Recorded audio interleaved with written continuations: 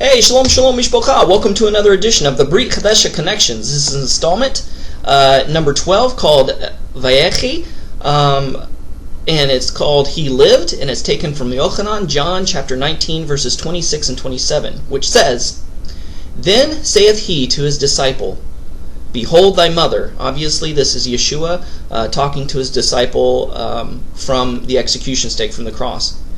And from that hour, that disciple took her, Miriam, Yeshua's mother, unto his own home. After this, Yeshua, knowing that all things were now accomplished, that the scripture might be fulfilled, saith, I thirst. Okay, Yeshua HaMashiach was the perfect example of Torah obedience for us to follow.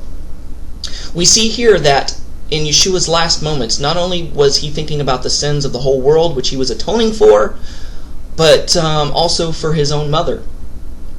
Apparently at this time, Yeshua's surrogate father, Joseph, is not found in the narrative of the Gospels, the Besorah.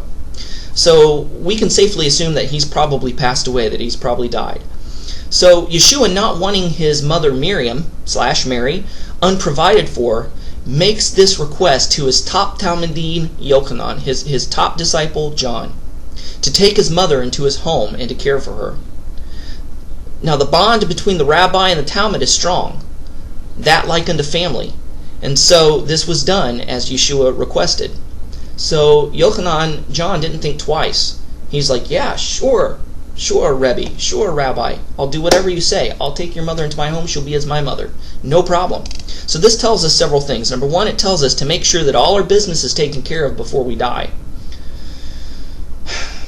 I know personally of several instances where people did not have a last will and testament before they died, and as a result, their children become divided and split and fought over the stupid material, shallow possessions that were left behind by the parent. Number two, if our parents are still living, honor them as the Torah commands and make sure that they are provided for. It's not like it was back in ancient times where we take them into our homes necessarily and provide for them because there's social assistance, there's welfare, etc., etc. But even this doesn't cover everything. Even this, sometimes our parents are living on a fixed income and a budget and they're in need. They have to decide sometimes between whether they should buy their medication or their groceries. So however we possibly can help, we are obligated to help.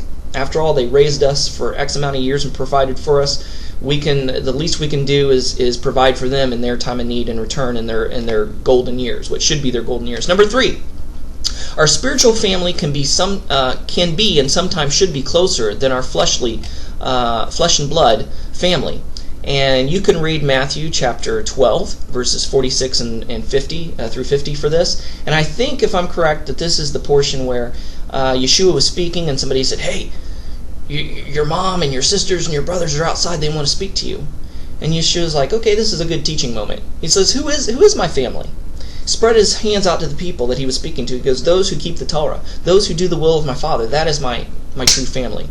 So sometimes spiritual blood is thicker than physical blood. Sometimes spiritual biology is stronger than physical biology.